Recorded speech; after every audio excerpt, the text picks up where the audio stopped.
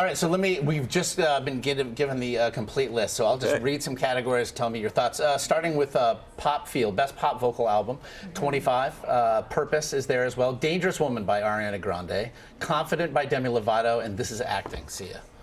Oh, interesting. Okay, I mean, it's Adele versus Beyonce there as well. You know what? Those are all strong nominations. Yes, it's good to see Sia in there, too, because her album was very strong. I'm going to go out on a limb and say it's not going to go to Demi Lovato. Yes, I think that's fair enough. That's a surprise. You never know. Rock album. Blink-182's California, Cage the Elephant with Tell Me I'm Pretty, Magma by Gojira, Death of a Bachelor, Panic at the Disco, and Weezer's Weezer. And no Radiohead. Radiohead. That's interesting. Yeah. Wait, where's Bowie? And no Bowie. Although it's maybe a jazz album. and still a jazz album by a rock artist. Now I'm confused. It's no jazz album. I'm confused. In fact, looking through, Bowie is not. Whoa. Wow, that's interesting. Bowie is not jumping off the. No Bowie. Wow. That's very surprising. Best alternative music album, I'm told. He's in there. Oh, okay. okay. Still. Well, that makes some sense. Oh, there it is. Okay, yes. I'm sorry. Bon Iver, Bowie, PJ Harvey, Iggy Pop, and Radiohead. So that is. Okay. So what do you make? Let's talk there. I think that's one of these weird. They basically have committees that decide. Sometimes are like, is this album? Is Bowie? The album was talked about as Blackstar is a jazz album, but he's not a traditional jazz artist. So I think there's definitely from what I understand, like a goal in some of these committees to sort of keep it true to the genre. I wouldn't be surprised if there was a little bit like Radiohead, Bowie. They're going to be alternative. Well, and we're going to let these other artists shine in the rock category. I think what you're seeing in the split of those nominations is you're seeing rock defined as something with guitars. Is this primarily a guitar band, and do they love their guitars, or is it a guitar band like Radiohead that wants to do a lot of things to mask the fact that they're a guitar band? Yeah. Are they, in fact, an alternative to, I'm going to plug in and turn up to 11? Right. Is it reducing, though, to not have David Bowie, again, in one of the major categories? I think so, in some ways, but I wouldn't be surprised if they televise that. Sometimes they'll televise an award for a very specific reason, and alternative will probably be televised to give Bowie his moment.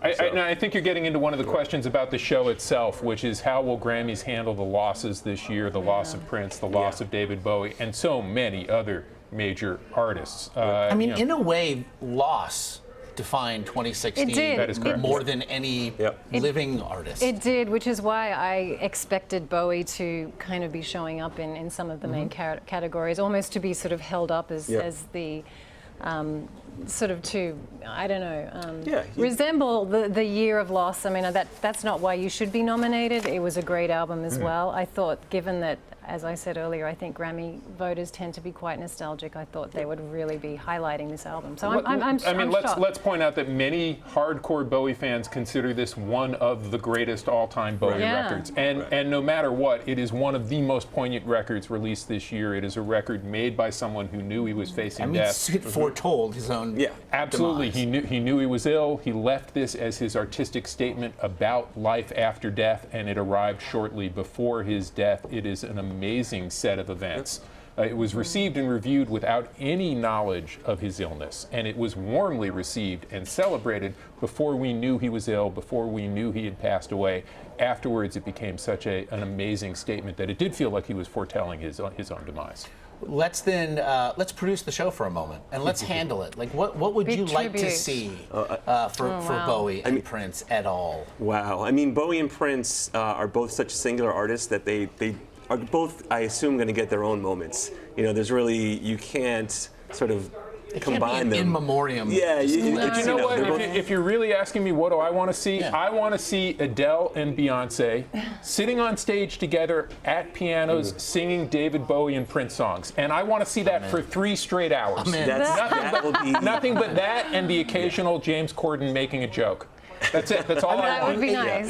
This, by the way, is why I don't produce television. But and keep in mind, we've already seen a couple of Bowie tributes. Lady Gaga did one earlier in the year, and Lorde performed a Bowie tribute. So maybe they will do something a little different this time. I was struck when Prince passed, and we had a chance to talk about this. The striking thing about Prince to me is, among many, was that when another artist passed, invariably you turned to Prince to be the one to evoke that artist's music. Well, part of what you're pointing out is that Prince, in his very last show, played Heroes, a David Bowie song, solo sitting at the piano. And I really do think this is exactly what I was thinking. I really do believe that the Grammys can take a cue from that.